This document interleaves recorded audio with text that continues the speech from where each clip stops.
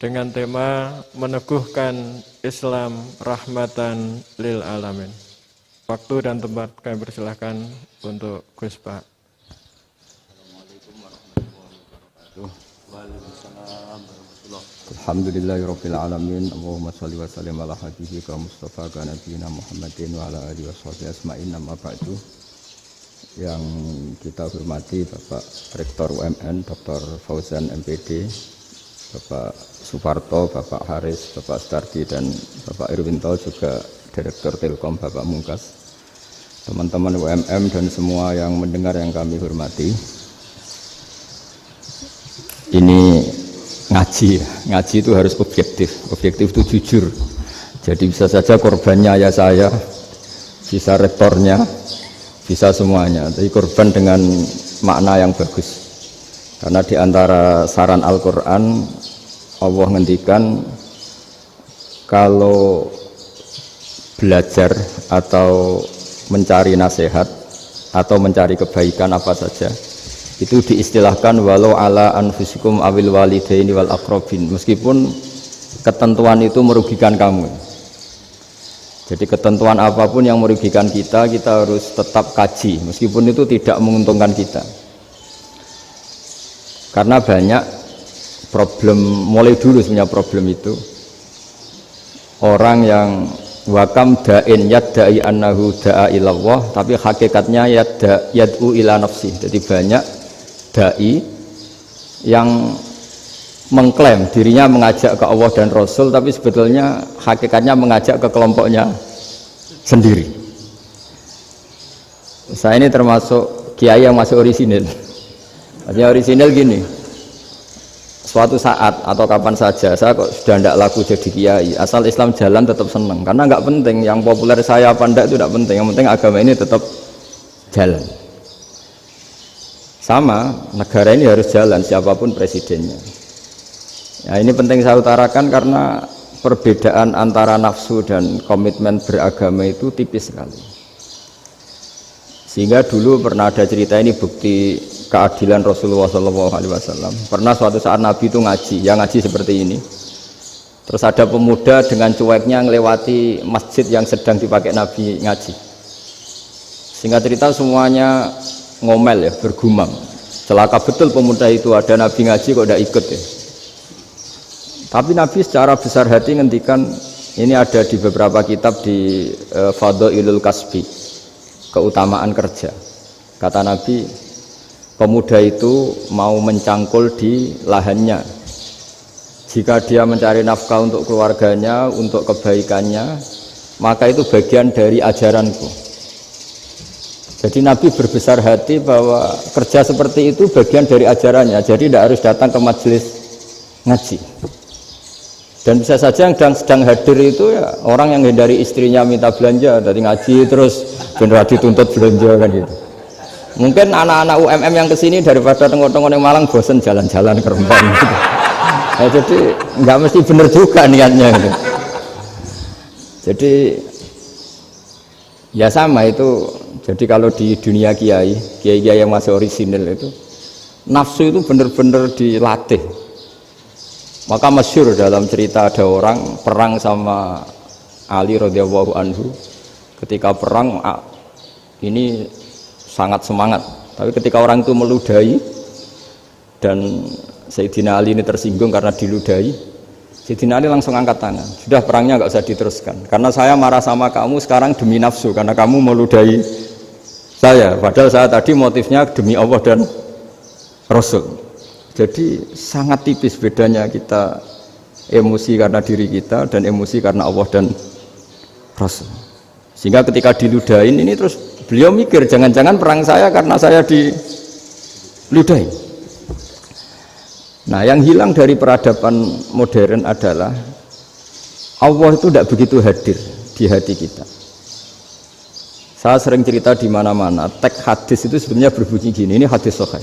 Mangka na yu'minu billahi wal yaumil akhir fal yukrim jarohu. Ada yang fal yukrim jarohu doifahu, ada yang fal yakul khairan aw yasmut. Siapa yang iman dengan Allah dan Rasul maka harus memuliakan tetangganya, memuliakan tamunya.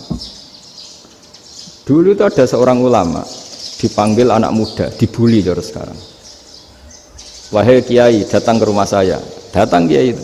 Setelah sampai ke rumah orang itu, silakan kiai kembali ke rumahnya. Saya tidak butuh kiai.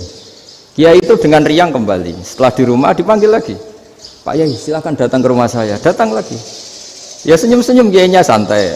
Wah, nggak jadi butuh Pak Yai, silahkan kembali lagi. Sampai 3 kali. Oh itu kalau rektor digitukan marah itu. Dosen marah.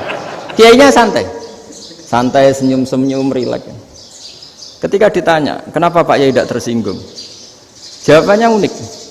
Anak muda, saya ini senang sekali nuruti perintah Allah, disuruh menghormati tetangga. Sehingga ketika Anda manggil, ya saya datang. Ketika Anda nyuruh pulang, ya saya pulang. Saya senang sekali nyenangkan tonggo. Dan itu perintah Allah, jadi tidak ada hubungannya dengan kamu. Wah, pemudanya nangis minta dimaafin. Kalau kita kan enggak, kita ini dosen, kiai, mungkin kita doktor, mungkin kita profesor. Tapi kita ini sering didikte oleh orang bodoh. Kalau orang bodoh itu jengkel, lo kita ya jengkel. Lo kamu jengkel, dijengkelkan orang bodoh itu namanya terdikte. Itu bodoh apa pinter? Wah, itu tidak pinter sama sekali. Kalau betul-betul kamu pinter, hanya bisa didikte oleh Allah Subhanahu wa Ta'ala. Jadi antara hukum Allah apa? Wa ahsin man asa'a ilaika, berbuatlah baik sama orang yang berbuat buruk sama Anda. Itu dikteannya Allah. Kalau dikteannya orang-orang bodoh kayak dimangkel ben mangkel, terus kamu mangkel. Itu bodoh apa pinter? Nah, problem kita kekinian adalah wong pinter, wong bodoh itu podo-podo bisa didikte oleh sekelilingnya. Terus karuan wataknya perempuan seperti itu, wataknya anak-anak seperti itu, kita didikte. Anak-anak jengkelin kita mangkel, berarti kita didikte oleh orang bodoh. Makanya agama itu unik, kadang ngendikan wa ahsin man asa'a ilaika, kadang wasil man qata'aka, sambunglah orang yang memutus kamu. Karena dengan demikian kita hanya didikte oleh Allah Subhanahu wa Ta'ala, bukan didikte oleh hukum sosial. Cara Jawane nak ngapiki tangga sing apik akeh tunggale. Berbuat baik sama yang berbuat baik pada kita itu, mbok orang fasik ya seperti itu, maling ya seperti itu, sama. Tapi kalau berbuat baik sama orang yang berbuat jelek sama kamu itu baru luar biasa. Dan memang teksnya hadis wa ahsin man asa'a ilaika, berbuat baiklah sama orang berbuat buruk sama kamu. Jadi nggak boleh orang didikte. Makanya ngaji di sini diantaranya saya akan cerita dalam sebuah hadis sahih, dalam hadis hasan yang diriwayatkan Imam Tirmidzi, ada kalimat dari Rasulullah SAW. Dawe Nabi, la takunu imma'atan taquluna in ahsanan nasu ahsanna wa in dzalamu dzalamna walakin watti'u anfusakum in ahsanan nasu an tuhsinu wa in asa'u alla tazlimu. Kamu jangan jadi orang yang mudah diombang-ambingkan oleh orang sekeliling kamu, yaitu kamu mengatakan jika orang baik ke saya akan baik, jika orang buruk ke saya juga akan membalas buruk. Itu namanya Anda didikte. Tapi berkomitmenlah kamu akan berbuat baik meskipun orang lain berbuat buruk. Nah sekarang logika sosialnya begini, kalau di Indonesia itu ada 1000 kiai, ada 1000 profesor yang ingin membenahi Indonesia, rata-rata orang awam itu semau gue, terus mereka mendikte kita, perilakunya nggak simpatik, perilakunya jengkelin, terus 1000 profesor ini ikut jengkel, itu kira-kira jadi solusi apa goblok bareng? Sama 1000 kiai ini ikut jengkel, ini jadi solusi apa goblok bareng? Goblok bareng. Nah problem sekarang kita ini biasa didikte orang bodoh.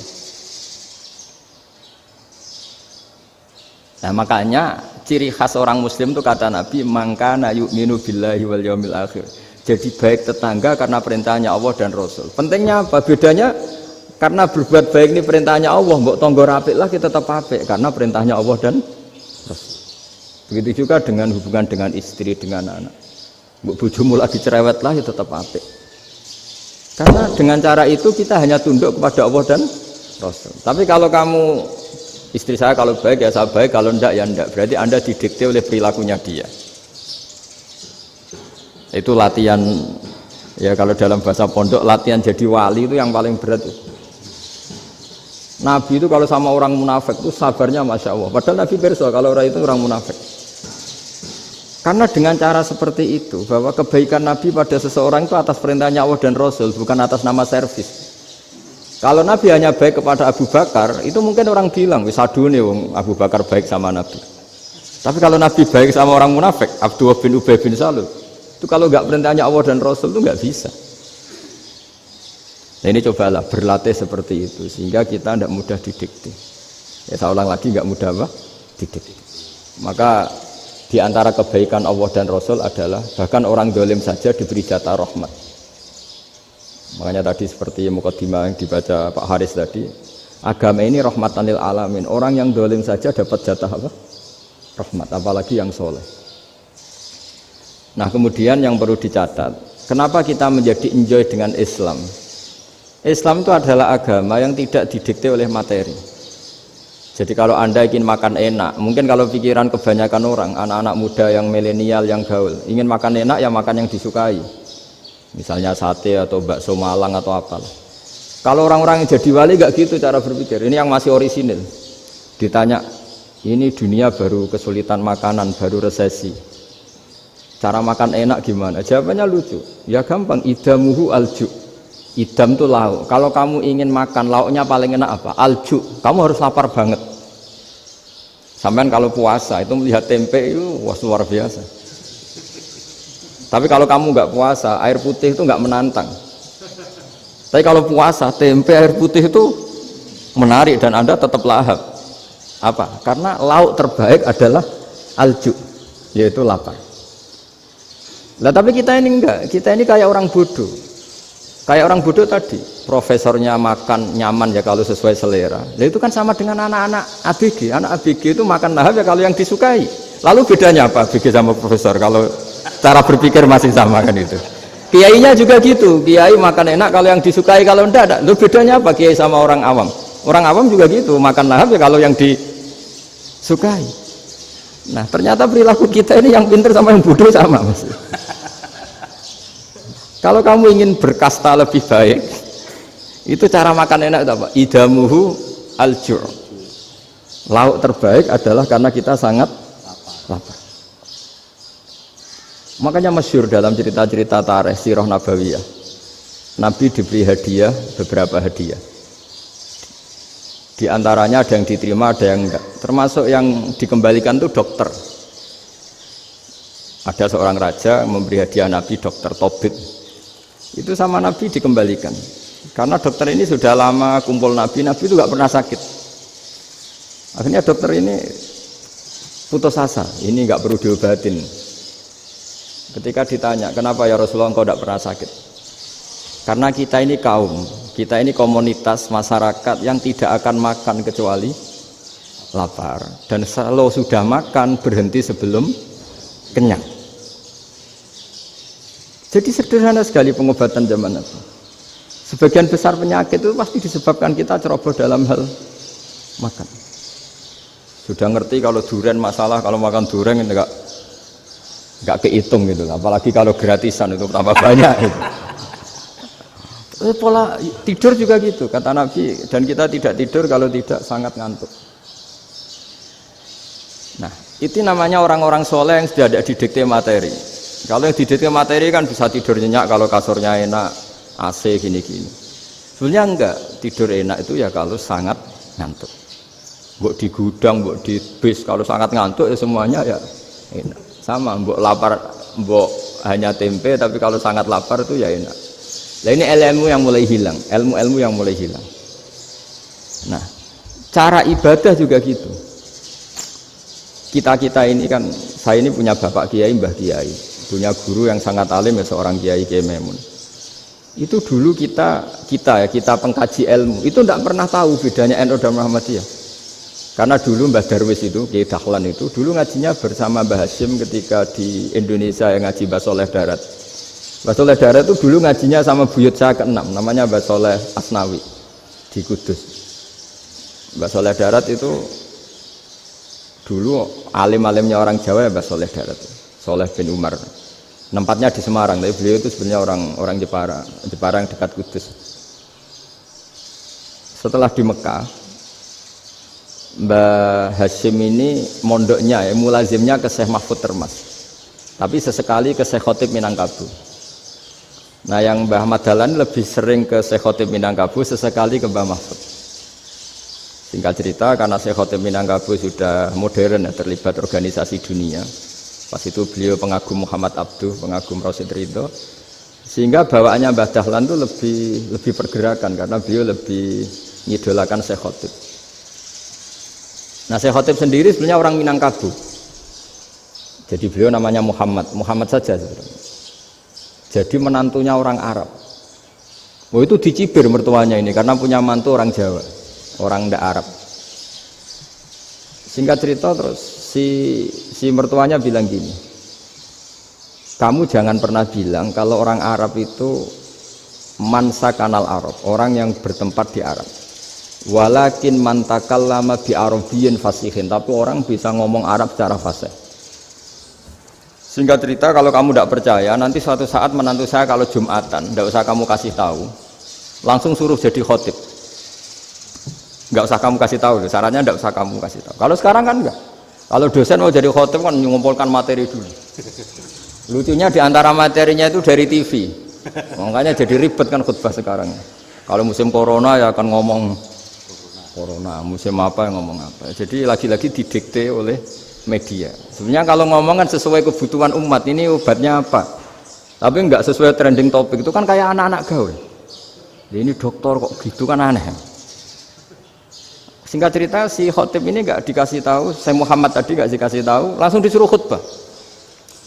Fatakallama bikalamin fasihin, dia ngomong fasih sekali, bahkan ngalah-ngalahi fasihnya orang Arab asli. Semenjak itu beliau dapat gelar al-khotib, orang yang cakap berpidato berkhutbah. Makanya terus dia Khotib Al-Minangkabau. Jadi orang Indonesia itu luar biasa. Dulu yang namanya orang Indonesia di Arab Saudi itu dihormati sekali, karena yang ke sana itu pasti ulama. Sudah alim di Indonesia ke sana, termasuk Mbah Ahmad Dahlan, Mbah Hashim dulu karena sama-sama muridnya Mbah Soleh Darat. Lama-lama yang ke sana itu TKI TKW itu ya mulai agak dibully. Dulu Syekh Nawawi di antara ijtihad yang dihormati itu beliau mengkritik nyuwun sewu orang yang kan orang biasanya normalnya kan muji orang mati syahid. Hebat orang mati syahid itu hebat gini. Oke, kita sepakat orang mati syahid itu hebat. Tapi kata Imam Nawawi dengan syarat niatnya itu li'ila'i kalimatillah dan itu bawaan takdir.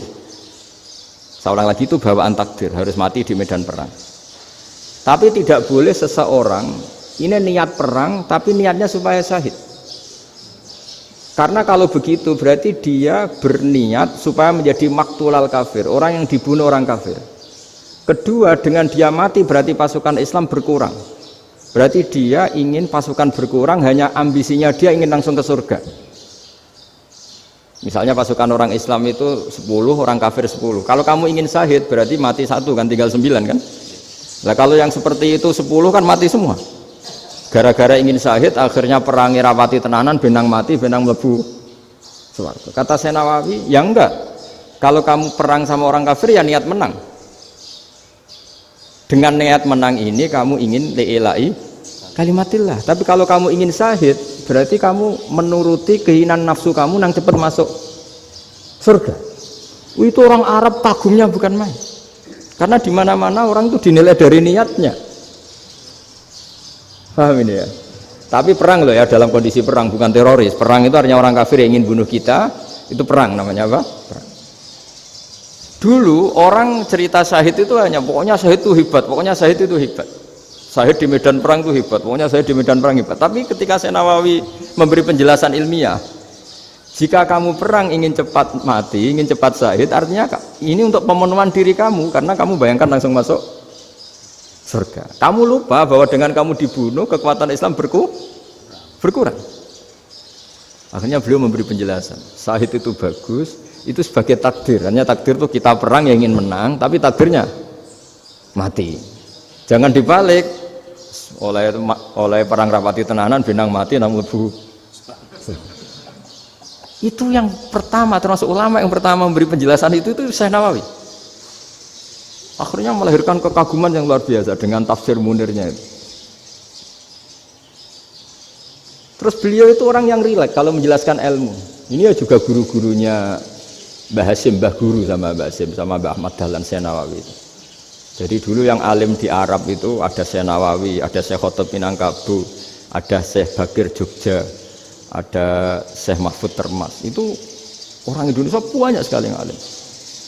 Bahkan diantaranya yang dikagumi Al-Azhar itu juga orang Indonesia, nama Syekh Abdul Manan, itu mbahnya Syekh Mahfud Termas. Itu pertama ada duta besar Indonesia di Mesir, itu termasuk barokahnya Mbak Abdul Manan tadi, itu juga orang Indonesia. Jadi pemahaman ulama Indonesia itu khas, termasuk ketika memaknai apa? Syahid. Ketika memaknai apa? Syahid. Itu unik. Ketika Syekh Nawawi diuji dulu itu yang namanya ulama diuji dulu oleh 100 ulama. Jadi dulu ya ada kompetisi. Imam Bukhari diakui jadi ahli hadis itu diuji oleh mi'atu muhaddisin, 100 orang ahli hadis, sanad dibolak-balik, matanya dibolak-balik, tapi beliau tetap bisa mengembalikan proporsi sanad itu. Syekh Nawawi pernah diuji gini. Ayul afdol al ulama awe salatin. Keren mana ulama sama raja atau sama orang-orang kaya, sama penguasa? Ya keren ulama. Terus dibully sama orang. Tapi setahu saya banyak ulama yang antri di rumahnya raja, tapi saya tidak tahu melihat raja antri di rumahnya ulama. Kan kebanyakan kan mungkin ustadz atau kiai yang antri ngajukan proposal kan enggak. Nah, kalau raja kan enggak pati itu, malah enggak usah antri, kiainya sudah nyambut sebelum datang. Jawabannya lucu Syekh Nawawi itu, dan yang tanya itu langsung diem. Ya karena ulama itu tahu fungsinya uang, sehingga cara nyari sampai seperti itu. Sementara raja-raja itu tidak tahu fungsinya ilmu, makanya tidak pernah sowan ulama. Sehingga jadi ya dianggap enteng saja. Ulama kan tahu fungsinya uang, tahu untuk pondok, tahu masjid. Sementara raja tidak tahu fungsinya ilmu. Jadi itu khas Jawa ya. Khas Jawa, khas Indonesia. Apa-apa yang menurut orang banyak dengan tanda kutip itu buruk atau baik, itu orang Jawa menafsirkan tuh gampang saja. Sehingga semenjak itu Jawa itu dipandang betul. Saya punya kitab namanya Qadhayal Haji wal Umrah. Itu terbitan Hayatul Ulya Arab Saudi, milik Wahabi. Itu diantara fatwa yang dipakai untuk solusi muskilatul haji, problem-problem haji kekinian. Itu fatwanya syekh-syekh yang dari Indonesia, termasuk Syekh Khotib Minangkabau, Syekh Nawawi Banten, Syekh Bakir Nur Jogja. Misalnya begini, dalam fatwa-fatwa yang menyulitkan kita ya, sampai sekarang jadi perdebatan. Ketika Safa dan Marwah itu dengan batas tertentu, saya ulang lagi dengan batas tertentu, mau tidak mau atas nama kebutuhan, itu kan butuh perluasan. Karena kalau naik turun itu mudah disepakati ulama. Jadi misalnya gini ya, saya punya tanah seluas ini. Pasti orang akan mengatakan sampai bawah ya tanah saya, sampai atas tanah saya. Itu mujma' alaih, itu disepakati. Sehingga Nabi ngendikan al-Ka'bah min tuhumil ardi ilas sama Ka'batun. Ka'bah sampai ujung bumi, sampai ke aras semuanya Ka'bah. Sehingga tidak ada perdebatan ulama ketika Masjid Haram ditingkat, kemudian yang di atas sholat, tetap dia menghadap Ka'bah. Tidak harus diluk melihat di bawah, enggak, karena Ka'bah sampai langit. Sama tanah Anda kamu tingkat sampai 10, enggak ada tetangga protes, karena bawah sampai atas tanah Anda. Tapi kalau diperluas, tanah Anda kamu luaskan setengah meter saja atau 3 cm saja, iso geger mbek tonggo. Karena di mana-mana batas itu ya tadi, kalau atas bawah miliknya, kalau samping enggak. Pertanyaannya, perluasan Mina itu ke samping, perluasannya Matof yang Mas'ah itu juga ke samping. Geger kan ulama dunia. Bagaimana hukumnya Mina Jadid, Mina yang diperbarui atau Mina yang diperluas? Itu diantara rujukan baik yang membolehkan maupun yang menentang. Itu ya syekh-syekh Indonesia. Itu orisinal tuh. Saya punya kitab orisinal terbitan Hayatul Ulya, kira-kira ya kemenaknya Arab Saudi kalau di Indonesia itu. Itu yang dirujuk dawuh Syekh Nawawi, dawuh Syekh Khotib Minangkabau. Karena apa? Ada logika khas Jawa. Misalnya begini. Meskipun saya tidak perlu fatwa Mina Jadid sah apa enggak, memang jadi perkhilafan ulama. Misalnya kampung ini dinamai Mina, Pertanyaannya gini, tanah yang di samping ini bisa milik Anda apa enggak? Ya bisa Gus kalau dibeli atau dihibahkan. Berarti tanah di samping Anda menjadi milik Anda karena ada proses pengambil alian lewat beli maupun hibah. Nah masalahnya ini negara itu berhak menganeksasi atau memasukkan ini sebagai minak. Itu ulama Jawa kalau ditanya, alasannya apa? Fa'innal muttasila bisya hukmu dzalika syai'. Karena yang gantet, yang mutasil itu bisa dihukumi seperti sesuatu itu. Jadi kalau ini mina, ya yang gantet mina ini ya bisa dikatakan mina. Beda dengan membuat mina malang mina, wah itu tidak bisa, tidak mutasil kan? Itu enteng sekali ulama Jawa. Satu ya tentu karena kebutuhan, tapi asal masih al-muttasilu bihi, yang masih tanah yang masih mutasil dengan. Nah, ketika perluasan mas'ah antara sofa dan marwah kan misalnya ini batas luasnya sofa, ini batas luasnya marwah. Lalu atas nama kebutuhan, sofa marwah itu sampai sini. Sampai agak meluas ke sini. Itu geger Arab Saudi. Wah, ini gimana? Padahal tawaf itu harus antara gunung sofa dan gunung marwah. Sa'i itu ya. Tapi kalau istilah Quran memang tawaf sama-sama. Makanya apa? Inna sofa al-marwata min sya'airillah faman hajjal baita wa i'tamara fala junaha alaihi ayat tawafa bima. Jadi kalau istilah sa'i di Quran itu masih tawaf. Karena harus ada, kalau bisa lah, bukan harus. Kalau bisa memang harus ada unsur muternya. Kita kalau sa'i kan dari sini sofa sampai sini marwah, terus kan agak muter ke sini. Nah, kan agak membentuk lingkar. Nah, makanya Quran tetap mengistilahkan apa? Tawaf. Jadi bukan sini ke sini terus sini ke sini kan enggak, tapi sini sampai sini terus muter kan terus sini. Jadi antara setar dan selama ini prakteknya kan gitu ya, sofa ngambil sini terus ke sini terus agak muter. Nah, karena ada unsur agak muter ini terus orang menyebut apa? Tawaf. Tapi itu bukan syarat sah, ini cerita ideal. Saya ulang lagi ya, Gunung Sofa itu puncaknya atau pucuknya kalau dalam bahasa Jawa itu ya hanya segini, ini sampai sini. Nah, kelompok Islam yang fikih keras nggak boleh diperluas karena Allah memilih tempat ini itu spesial, jadi nggak boleh ke yang lain. Tapi ketika kebutuhan mendesak, mau tidak mau harus diperluas. Itu jawabnya Kiai Jawa lucu. Gunung sing ketok itu sing dhuwure tok, sikilane luwih hombo. Jadi karena kita kan gunung kan bentuknya gini. Nah, sofa yang kecil itu yang atasnya, tapi sikilannya sini kakinya lebih luas. Jadi boleh perluasan asal tidak melebihi kakinya. Ya dihitung ya lebih luas. Jadi Kiai Jawa itu kayak wong delok gunung Penanggungan, kayak gunung Arjuna. Di mana-mana puncak gunung itu lebih kecil timbang kakinya. Artinya diperluas ini bukan berarti tidak di sofa dan tidak di, itu khas Kiai Jawa. Jadi jangan kira orang Jawa itu tidak hebat sekali. Termasuk perkembangan hotel di Arab Saudi. Itu dulu sebelum ada hotel, buyut saya kelima atau keenam dulu haji, namanya Badur Rahman. Itu kalau mau ingin apa ya, menghindari terik matahari itu masuk gua. Itu masuk gua itu hanya separuh badan, kakinya di luar. Jadi jangan bayangkan kalau gua di Indonesia kayak gua Akbar di Tuban orang bisa masuk jalan-jalan, enggak. Gua di Arab itu kayak cepitan batu, tidak sampai masuk. Sehingga kepalanya dimasukkan, kakinya masih kena matahari, saking panasnya Arab Saudi. Sehingga dalam bayangan hijrah ketika Nabi bersembunyi di gua apa? Sur. Itu kata Abu Bakar, kalau orang kafir melihat kakinya pasti melihat kita karena nggak bisa masuk penuh. Jadi orang itu mau dempes tok. Sehingga ya kira-kira luasnya gua ya paling segini. Makanya guyonannya kiai-kiai itu untung nggak kayak gua Indonesia. Kalau kayak gua Indonesia laba-labanya capek karena luas sekali. Jadi jangan bayangkan gua Arab tuh kayak gua Indonesia. Makanya bayangannya andai kan orang tuh melihat ke bawah pasti melihat kita karena orangnya nggak bisa masuk penuh, nggak bisa masuk 100%. Ya kayak cepitan batu lah mirip. Itu kan mirip Gunung Uhud. Gunung Uhud kata Rasulullah nanti kalau kamu perang itu di atas, menang atau kalah di atas. Musuh biar di bawah. Dengan di atas kamu bisa manah.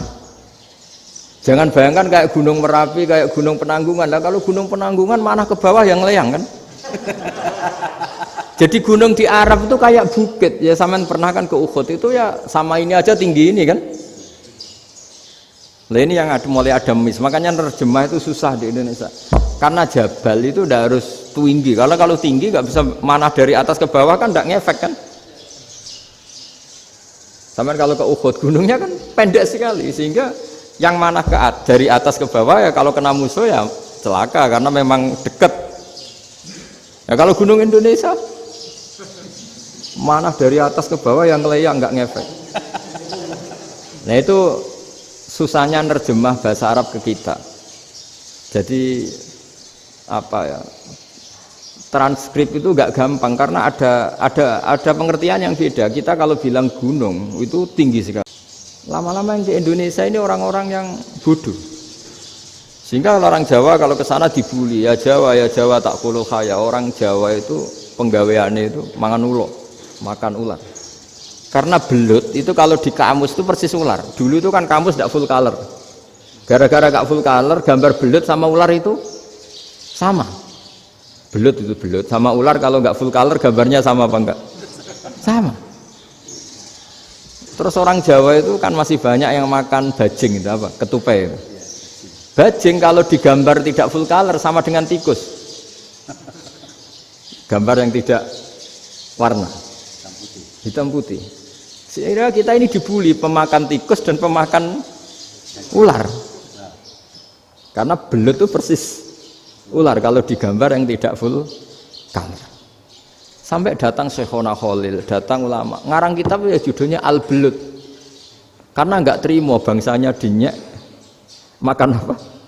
Ular. Terus dikarang. Wal belut hayawanun bakhriyun terus ya isu fi kadza wa kadza. Itu beda dengan al-hayyah. Itu diterangkan. Mulai bisa nerima. Terus sistem hotel juga gitu. Sampai tanyakan dalam sejarah dulu orang Sedayu ada namanya Syekh Mukhtar. Syekh Mukhtar bukan bikin rumah besar yang siapapun orang Indonesia haji itu nempat di sana. Nah ini yang menginspirasi akhirnya ada hotel. Dulu Syekh Mukhtar hanya menyediakan untuk hujat-hujat Indonesia. Lama-lama jadi hotel. Nggak mau saya mau cerita. Kata Mbah Mun sering cerita. Kenapa wa ma arsalnaka illa rahmatan lil alamin, kata Mbah Mun, Allah itu pasti bikin ulama yang tidak produk Arab itu pasti ada. Kalau orang Arab jadi ulama wajar, bahasanya Arab, domisilinya di Arab. Tapi Allah akan selalu bikin ulama yang tidak bangsa Arab. Imam Ghazali itu Tus itu Persia. Imam Bukhari itu kira-kira kalau sekarang ikut Uzbek. Ya. Imam Bukhari itu kalau negara sekarang ikut mana? Uzbek. Kenapa demikian kata Mbah Mun? Karena Allah sudah ngendikan wa ma arsalnaka illa kafatal linnas. Manusia semua ini kena khitabnya Islam. Kalau tidak ada ulama yang dari berbagai negara, kesannya Islam itu hanya milik orang Arab Saudi. Makanya Allah selalu bikin ulama-ulama yang bahkan tidak Arab. Termasuk Imamul Muhaddisin, yaitu Imam Bukhari, itu orang Uzbek, orang Rusia lah kalau sekarang ikut Uni Soviet dulu. Imam Ghazali itu orang Persia. Syekh Nawawi itu orang Banten. Karena Allah ingin memaklumatkan bahwa Islam ini untuk semua. Sehingga orang yang tidak Arab pun bisa belajar Islam. Yang alimnya itu nggak kalah sama orang apa? Arab. Makanya ini PR ya. Kalau Gus Dah Ploso nanti ngendikan suatu saat orang belajar Islam itu bahkan orang Arab pun bisa belajar ke Indonesia. Kalau orang Indonesia bisa alim betul kayak dulu. Sekarang banyak liga antar ulama. Itu orang Indonesia pasti masuk.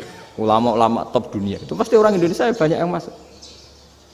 Karena tadi, ketika orang Indonesia baca kitab, itu orang Arab itu kagum. Kok bisa tidak bahasanya baca secara benar? Bukan sekedar bisa baca secara benar. Karena memang dilatih sedemikian rupa di pondok-pondok. Makanya kita semua lah yang alim di Indonesia itu kemana-mana ya pasti alim. Dulu putra Mbah Mun namanya Gus Zofur itu tahun pertama ya sudah the best di tahun pertama.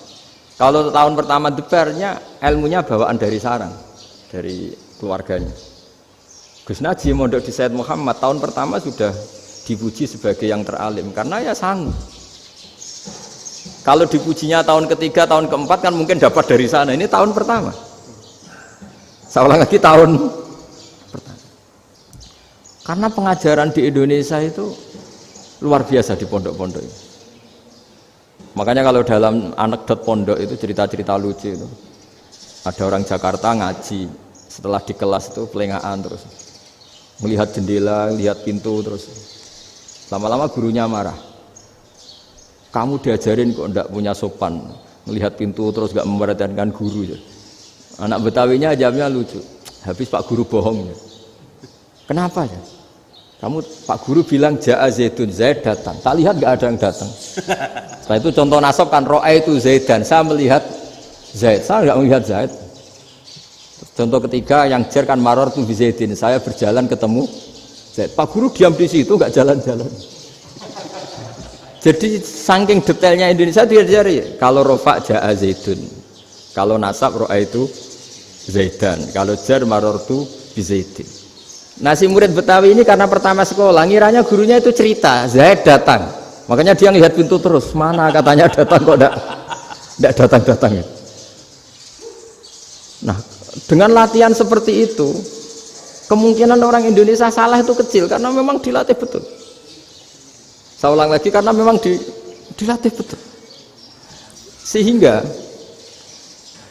ketika orang Indonesia ini yang cerita seorang wartawan.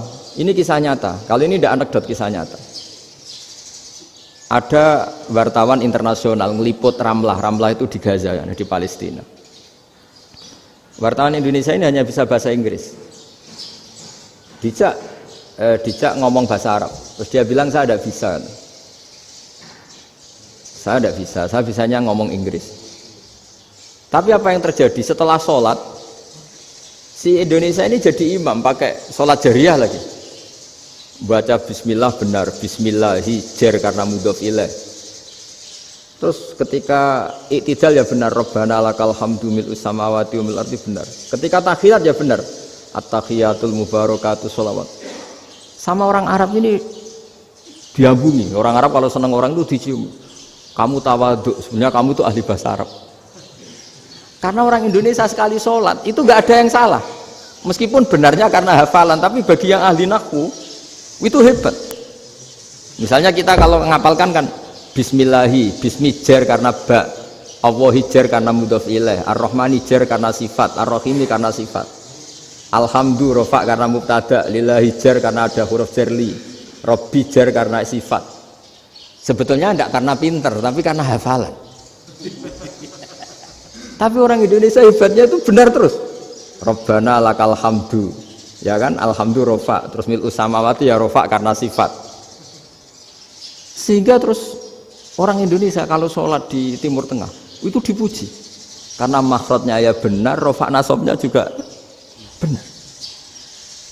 Nah itu di negara lain tidak ada enggak Indonesia. Orang Cina itu sering bikin marah orang-orang Arab karena kalau dongo itu nggak fasih kayak orang Indonesia. Orang Indonesia kalau dongo ya Allahumma tohir qalbi. Orang Cina ini yang jadi guyon di Arab. Allahumma tahir kalbi gitu. Itu kan bedanya aja loh. Itu orang Arab pertama membiarin, lama-lama kalbun entak gitu. Maksudnya asu-asumu gitu. Karena dia bilangnya qaf itu kaf. Jadi kalau Allahumma do Allah tohir, kalau aturi nyucekno panjenengan kalbi ing asu ingsun kan. Tapi kalau qalbi itu ati ingsun, tapi kalau kalbi anjing ingsun. Bedanya qaf sama kaf. Ada orang Arabnya kalbun entak, asu-asumu maksudnya kan. Tapi padahal orang Cina itu paling dilihat teksnya ya pakai qaf. Orang Indonesia enggak, mulai kecil dilatih sak fase-fase. Sampai ya sulit betul latihan Fatihah itu. Kalau di Kudus malah sampai 3 bulan Fatihah. Sampai at-tahiyyatu, kurang lagi, kurang bersih. At-tahiyyat sampai gitu. Sampai ada cerita itu orang dipanggil maftuhin itu enggak melengak, harus maftuhin. Baru melengak. Tapi barokahnya itu orang Indonesia kalau dongo memang benar-benar Allahumma tahhir qalbi. Ya Allah sucikan hati kami, bukan tahhir kalbi. Karena sekali jadi kaf itu maknanya anjing saya, ya Allah sucikan anjing. Jadi ini orang Indonesia. Jadi kata Mbah Mun, dawuh Mbah Mun, illa kafatal linnas, bahwa agama ini milik semuanya. Itu diantara bukti Allah menghendaki atau mendesain Islam seperti ini, orang yang belajar di Indonesia itu pengetahuannya Islam, pengetahuannya tentang Islam itu tidak kalah sama yang belajar di Al-Azhar, sama yang belajar di Arab Saudi. Makanya ini PR-nya UMM, PR-nya IAIN, PR-nya UIN. Bisa enggak sealim mereka dalam bahasa Arab? Nah, bahasa Arabnya mau man anta, ana zaidun. Jangan sampai, karena kita di sana ini kadung dibully. Orang Arab tuh kalau bully kita, sampai tak kasih cerita. Itu ngawurnya Masya Allah. Kata dia, ada anak orang Indonesia haji. Si anaknya orang Indonesia yang dijotos sama anaknya orang Arab. Dijotos, dipukul. Singkat cerita terus si orang Indonesia nggak terima, anaknya yang orang Arab dipukul. Yang balas bapaknya. Orang Arab tanya, lima ada dorobta ibni, kenapa kamu mukul anak saya? Itu orang Indonesia bahasa, wah anakku biasa. Jadi hanya bilang gitu. Artinya anak saya dihada ya maka tak ada. Bahasa Arabnya gitu. Anak saya dipukul maka saya balas mukul. Itu orang Arab mantuk-mantuk oh gitu. Paham? Suatu saat ada orang Indonesia itu sama orang Arab itu dilus-lus. Dilus-lus itu ya digini-giniin. Karena dia latihan bahasa Indonesia, latihan bahasa Arabnya itu masih mufrodat. Jadi kalau mengartikan yadun itu tangan, saro itu jalan. Jadi kalau jalan ya saro-saro. Roksun itu kepala. Ana itu ingsun. Jadi karena dia nggak ngerti penggunaannya. Itu bahasa Arabnya itu yadun anta. Jadi bukan yaduka tapi yadun anta. Berarti tangan kamu. Saro-saro itu jalan-jalan. Ala roksi anak yang atasnya sirah ingsun. Jadi mestinya yang benar kan yaduka saro ala roksi atau gitu. Tapi enggak dipotong-potong. Yadun tangan kan, anta kamu. Berarti tangan kamu. Saro-saro jalan-jalan. Roksun itu sirah anak ingsun. Jadi di atas kepala saya. Orang Arab tertawa-tawa. Tapi paham. Maksudnya seperti itu. Jadi kita ini dibully di Arab itu Masya Allah. Jadi akhirnya lahirlah ulama-ulama tadi yang saya sebut tadi. Bahkan pernah lama sekali ulama Indonesia itu jadi master di Arab Saudi. Yaitu Senawi Banten. Itu kalau orang sana bilang itu Sayyidu Ulama Il-Hijaz. Top-topnya ulama Mekah Madinah. Padahal beliau orang Indonesia. Dan dimakamkan di Ma'la itu dekat makamnya Sayyidah Khadijah. Karena sangat dihormati.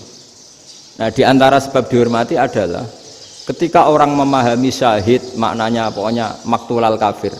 Syahid itu adalah orang yang kalau perang itu mati di medan perang. Itu Imam Nawawi merinci secara detail. Kalau dia perang supaya tujuannya mati syahid cepat ke surga, berarti dia nuruti hadzun nafsi, ingin cepat ke surga. Tapi dia lupa bahwa dia dengan terbunuh pasukan Islam berkurang kekuatan. Maka syarat perang yang benar adalah ya ingin menang. Di mana-mana perang ya lillahi kalimatillah, supaya kalimat Allah itu menang, jangan ingin kalah.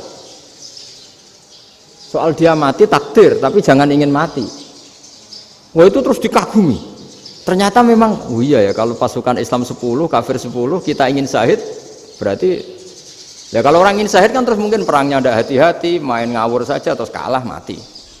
Sudah kalon satu kan, terkurangi satu kan. Nah kalau semuanya 10 punya niat gitu, nah itu Senawawi.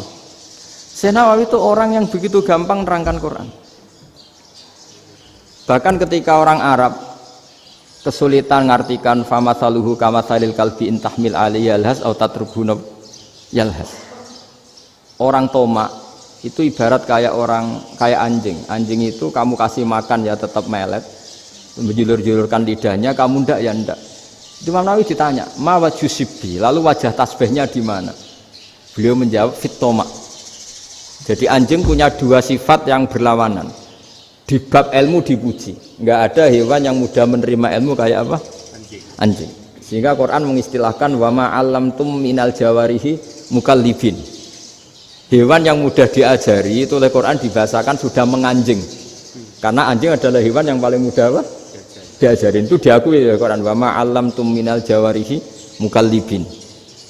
Tapi dia punya sifat yang sangat buruk sekali, yaitu nggak pernah puas.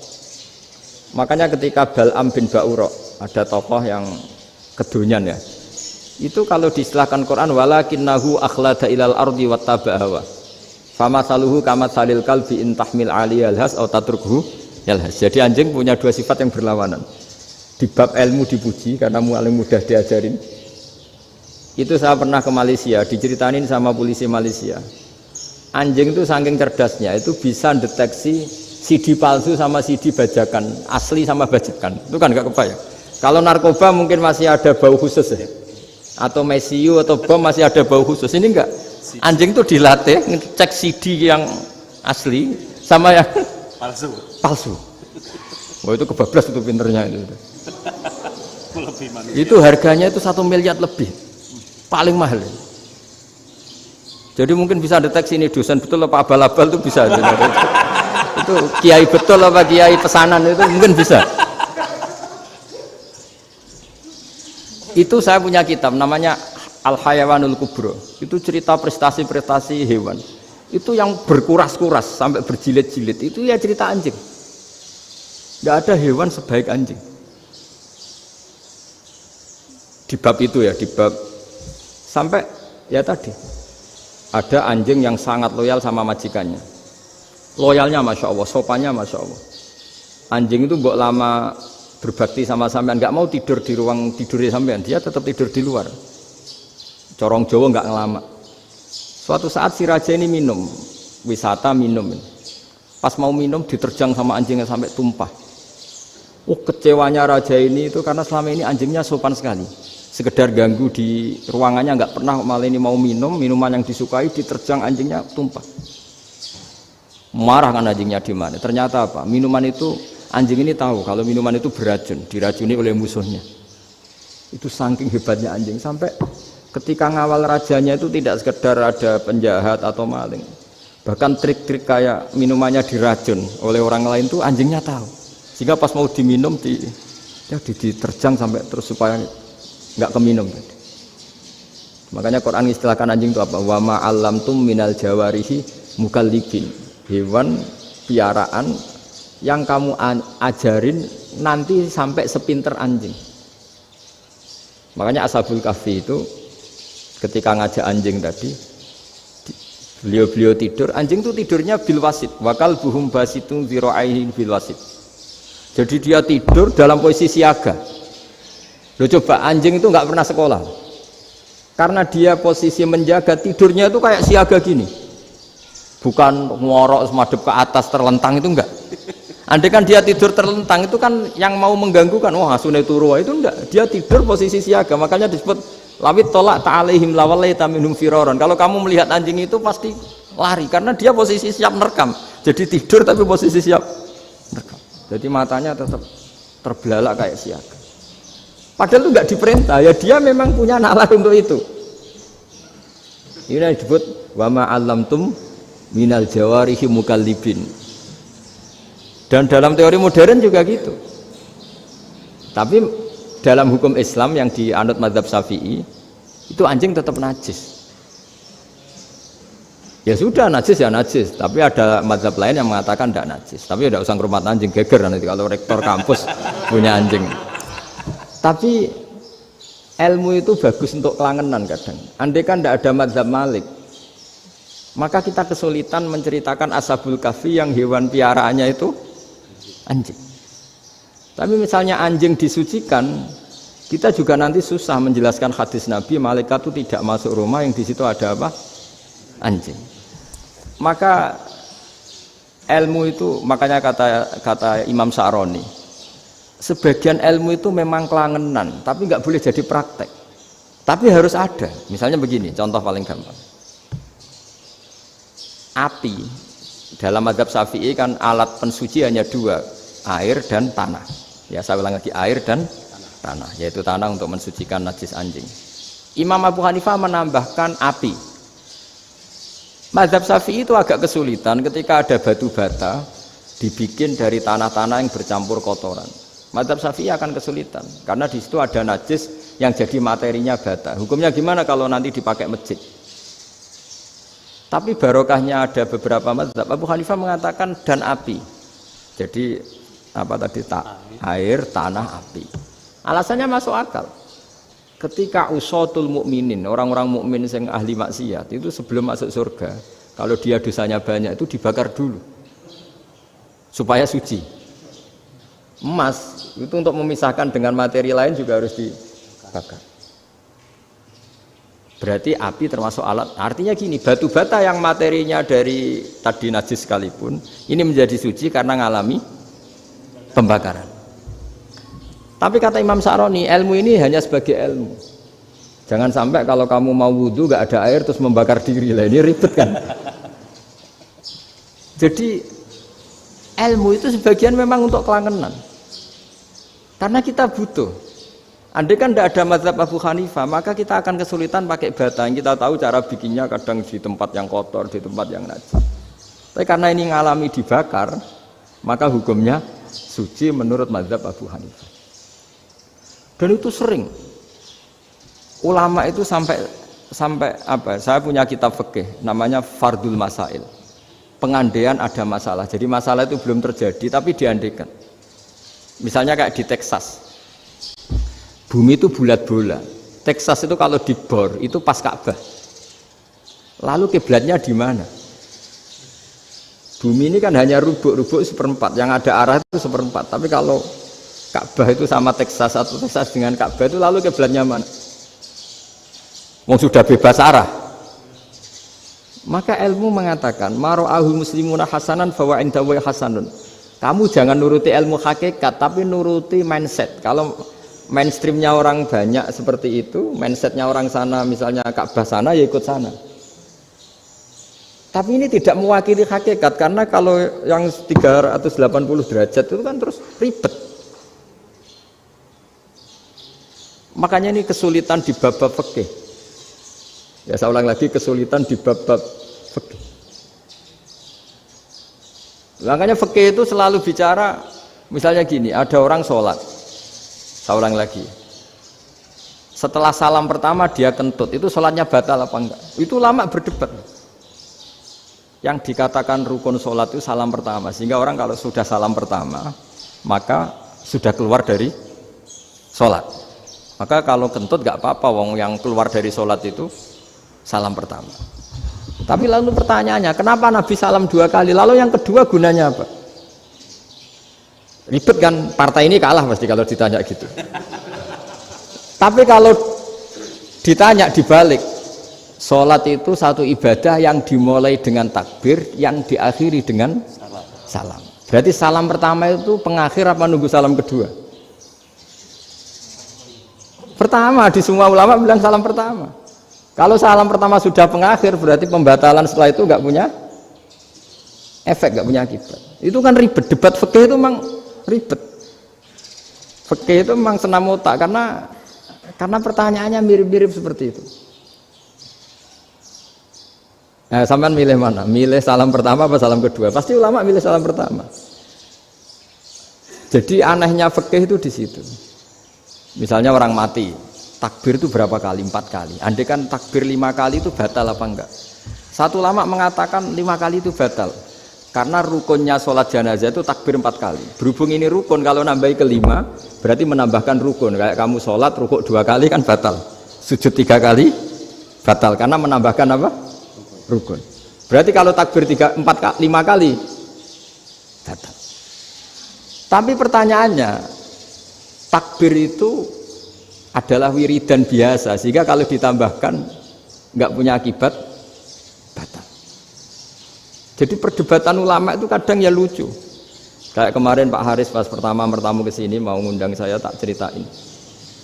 Dulu sholat jenazah itu pasti mayit di depan. Karena lazimnya sholat jenazah itu mayit di depan. Tapi mulai dulu ulama sudah berpendapat, andai kan jenazahnya di belakang pun tetap sah. Fa innal janazah laisat bi imamin. Karena jenazah itu tidak imam. Kenapa harus di depan? Oh, tidak imam kok harus di depan. Itu mulai dulu. Sehingga ketika Arab Saudi pernah mengalami tragedi, ada orang yang dibungkus kayak mayit, ternyata senjata. Setelah di dekat Ka'bah dipakai. Dulu tragedi tahun berapa itu? Pokoknya pernah ada tragedi itu. Semenjak itu Arab Saudi kalau ada orang mati tetap di kamar mayit, terus ada sholat jenazah. Padahal mayitnya di belakang yang jamaah. Jadi meskipun kita tidak akan bikin ajaran baru jenazah di belakang, ya tidak keren, kasihan kan. Tetap biasanya di depan ya di depan. Tapi meskipun jenazah ini di depan, kita tetap berpendapat, andai kan di belakang tetap sah, tapi nggak usah dipraktekkan. Nah, pentingnya ilmu ini begini. Saya misalnya di Rembang, boleh nggak nyolati ghaib jenazah yang di Surabaya? Boleh kan? Padahal yang kita solati di belakang. Jadi ilmu itu penting. Cocok tidak cocok, namanya ilmu itu penting. Terus ada gini lagi pertanyaan di fikih. Memang saya sengaja akan ngaji fikih. Kalau ngaji intelektualitas orang Muhammadiyah juara lah. Tapi ini ngaji fikih. Ada orang sarongnya itu pas sampai lutut. Kalau berdiri lututnya tertutup. Tapi nanti kalau ruko agak jengking lututnya terbuka. Itu batalnya nunggu ruko apa mulai takbir sudah batal? Padahal pasti nanti batal kalau ruko ini. Itu ada ulama yang mengatakan, ya batalnya nunggu ruko. Bagaimanapun terjadinya pembatalan waktu ruko. Ada ulama mengatakan yang enggak mulai awal sudah tidak sah itu, karena pasti ngalami batal. Nah, pertanyaan-pertanyaan seperti itu penting karena lalu Allah menilai apa? Ya nilai niatnya. Misalnya gini, kalau contoh itu mungkin Anda tidak tertarik, tapi contoh begini. Kita mau operasi jam 10 siang. Kita tahu kalau nanti 10 siang akan divonis medis harus makan karena mau berobat. Malamnya itu kalau kamu orang soleh, bayangkan kamu orang soleh. Kalau tidak orang soleh kan tidak punya komitmen. Kamu milih niat puasa, apa enggak jam 10 mesti mokak menisan raposo. Kamu orang soleh. Kalau kamu orang soleh pasti milih puasa karena ini Ramadan. Meskipun nanti jam 10 pasti disuruh batal sama dokter. Setidaknya kita berpikir gini, nak mati jam itu paling enggak ditulis saya sebagai orang yang puasa. Jadi perasaannya orang soleh itu beda. Kalau orang